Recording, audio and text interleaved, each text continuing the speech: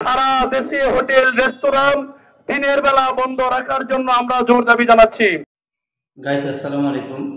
আপনারা এইমাত্র যেই বক্তব্যটি শুনতে পেলেন সেটি বাংলাদেশ জামায়াতে ইসলামের একজন নেতার বক্তব্য। তো আমি 1996 সাল থেকে বাংলাদেশ ইসলামী ছাত্র শিবিরের রাজনীতির সাথে আসলে সরাসরি যুক্ত ছিলাম এবং এখন বাংলাদেশ জামায়াতে ইসলামের সাথে কোনো না কোনোভাবে সম্পৃক্ত আছি। তো আসলে সেই তখন থেকেই আমি কিন্তু এই যে মানে দাবিটি যে দিনের বেলা হোটেল রেস্তোরাঁ বন্ধ রাখতে হবে, এই দাবিটির সাথে আমিও কিন্তু জেনে না বুঝেই কিন্তু বিভিন্ন র্যালি কিংবা মিছিলে আমি অংশগ্রহণ করেছি এবং এই দাবিটি কিন্তু আমি নিয়ে স্লোগান দিয়েছি। তো আসলে মানে একটি সংগঠনের সাথে সম্পৃক্ত থাকলে সেই সংগঠনের প্রত্যেকটা বিষয় যে আমাকে একবারে মানে সমর্থন করে যেতে হবে, ব্যাপারটা কিন্তু এরকম নয়। এবং এই সুযোগটা কিন্তু বাংলাদেশ জামায়াতে ইসলামে রয়েছে যে এই ধরনের যেসব বড় বড় বিষয় বা নীতিগত সিদ্ধান্ত পর্যায়ে পড়ে না, বা এই ছোটোখাটো যে বিষয়গুলো রয়েছে এই বিষয়গুলো নিয়ে কিন্তু যে কেউ মানে তাদের যে ব্যক্তিগত মতামত সেটা পেশ করতেই পারেন। তো সেই দৃষ্টিকোণ থেকে আমার যেটি বর্তমানে মানে ব্যাপক পড়ালেখা এবং জানা বোঝার পরে আমার যে অবস্থান, সেই অবস্থানের আলোকে যদি আমি বলতে চাই তাহলে অবশ্যই যেই দাবিটি আমি এতদিন করে এসেছি বা এখনও পর্যন্ত কিছু কিছু ক্ষেত্রে আমি জামায়াতে ইসলামের ভাইদের বা বাংলাদেশ ইসলামী ছাত্র শিবিরের ভাইদেরকে মানে এই দাবির সপক্ষে বিভিন্ন র্যালি এবং মিছিল করতে দেখি। তো এটার সাথে এটা এখনও পর্যন্ত চলছে। তো এই মিছিলের মানে বা কথাগুলোর সাথে সবগুলোর সাথে আমার কোনো দ্বিমত নেই।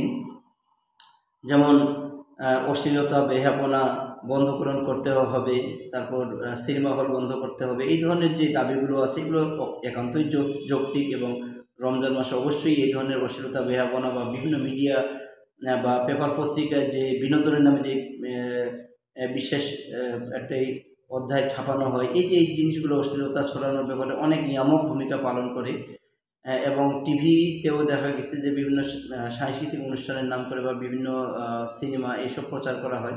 এই সমস্ত ব্যাপার বন্ধ করার ক্ষেত্রে কারোই কিন্তু দ্বিমত নেই, এই দাবিটি একেবারেই যৌক্তিক। কিন্তু মূল যে প্রশ্ন সেটি হচ্ছে যে আসলে দিনের বেলা হোটেল রেস্তোরাঁ বন্ধকরণ করতে হবে, এই যে দাবিটি, এই দাবিটি নিয়ে আসলে আমার আপত্তি রয়েছে। তো আমি মনে করি আমার যে প্রিয় সংগঠন বাংলাদেশ ইসলামী ছাত্র শিবির এবং বাংলাদেশ জামায়াতে ইসলাম এই ব্যাপারে জিনিসটি উপলব্ধি করে ওনারা পরবর্তীতে হয়তো যথাযথ ব্যবস্থা গ্রহণ করবেন এবং এই স্লোগানটা অন্ততপক্ষে তারা দেওয়া থেকেই বিরত থাকবেন এবং এই আহ্বানটি আমি জানাবো। কারণ হচ্ছে দেখেন, যে ধরেন যে দিনাজপুর থেকে একজন রোগী সে ঢাকায় গেল, তার কোনো আত্মীয় স্বজন সেখানে নেই, সে হাসপাতালে ভর্তি হলো, তো সেই ট্রিটমেন্ট নেওয়ার জন্য গেল।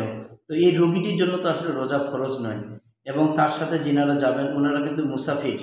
তো মুসাফিরদের জন্য রোজা রাখা ফরজ নয়। তো ওনারা যখন মানে খাওয়া দাওয়া খাবেন, তো সেই ক্ষেত্রে ওনারা কোথায় খাবেন, এটা একটা প্রশ্ন।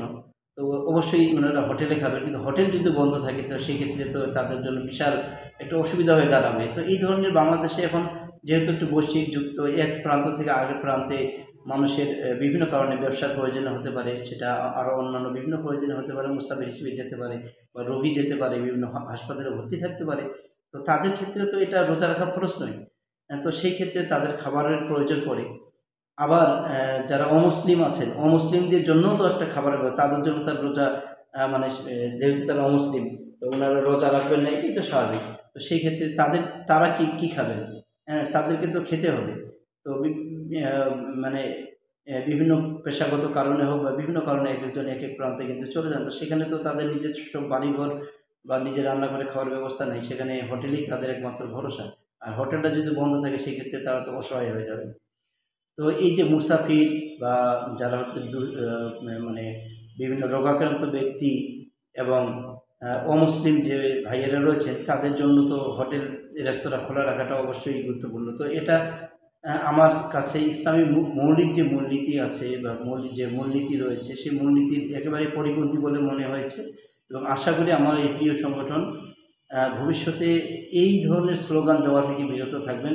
আমার মনে হয় এই বিষয়টি এখনও মানে যে বাংলাদেশ জামায়াতে ইসলামী বা বাংলাদেশ ইসলামী ছাত্র শিবিরের নেতৃস্থানীয় কারো দৃষ্টি আকর্ষণ করেছে কিনা আমার জানা নেই। এবং যদি ভালোভাবে যথাযথ উপায়ে তাদের দৃষ্টি আকর্ষণ করা হতো তাহলে অবশ্যই এই বিষয়টি পরবর্তীতে আর হয়তো এইভাবে বলা হতো না, অন্তপক্ষে এই দাবিটি নিয়ে কেউ কথা বলতো না। তো অবশ্যই আমি একজন মুসলিম হিসেবে চাইব যে বাংলাদেশে যে বেহাপনা চলছে বা রমজান মাসেও কিন্তু টিভিগুলোতে বিভিন্ন চলচ্চিত্র এবং নাচ গানের যে মানে অনুষ্ঠানগুলো চলে সেগুলো কিন্তু বন্ধ করা হয় না। এবং পত্রিকার যে বিনোদনের পাতা সেখানে কিন্তু অশ্লীলতা ছড়ানো হয়। তো এই জিনিসগুলো অন্ততপক্ষে এই রমজান মাসে কুরআন নাজিলের মাস হিসেবে সম্মানার্থে, কুরআনের সম্মানার্থে এই জিনিসগুলো এই মাসে অন্ততপক্ষে মানে বন্ধ রাখার যে ব্যবস্থা সেটা রাষ্ট্রীয়ভাবে করা দরকার বলে এটা আপামর যে জনসাধারণ মুসলিম জনগোষ্ঠী তাদের সবারই কিন্তু প্রাণের দাবি একটি যে এইসব বন্ধ হোক। কিন্তু হোটেল রেস্তোরাঁ আমি মনে করি এই দাবিটি থেকে আমাদেরকে মানে না জানানোই উচিত, এবং এটা নিয়ে বাংলাদেশ জামায়াতে ইসলামী এবং বাংলাদেশ ছাত্র শিবিরের যে নেতৃস্থানীয় পর্যায়ে যারা রয়েছেন ওনাদের সিদ্ধান্ত গ্রহণ করা উচিত। তো গাইস, আজকের ভিডিওটি কিন্তু এই পর্যন্তই এজন্যই ছিল। তো এই জন্যে সচেতনতা বাড়ানোর জন্যই আসলে আমি এই ভিডিওটি করলাম। তো আশা করি আমাদের প্রিয় সংগঠনের ভাইয়েরা এটা ভালোভাবে উপলব্ধি করবেন এবং যথাযথ ব্যবস্থা গ্রহণ করবেন। আসসালামু আলাইকুম।